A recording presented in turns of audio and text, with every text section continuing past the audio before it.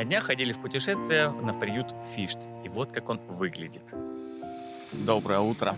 Вот так выглядит утро на приюте Фишт. Все куда-то собираются. Одни собираются в горы, другие здесь по месту походить, погулять.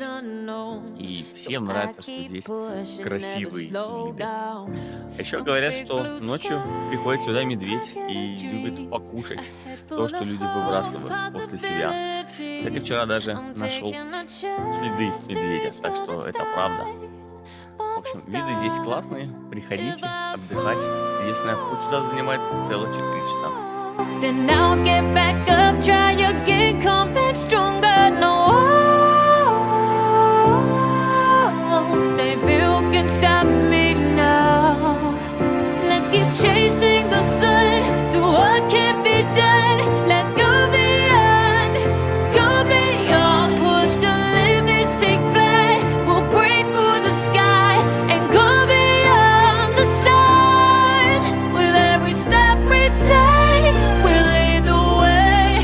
These walls, we're breaking them down, and we'll leave them all in the dust. No horizons waiting for us, because we are made to go beyond.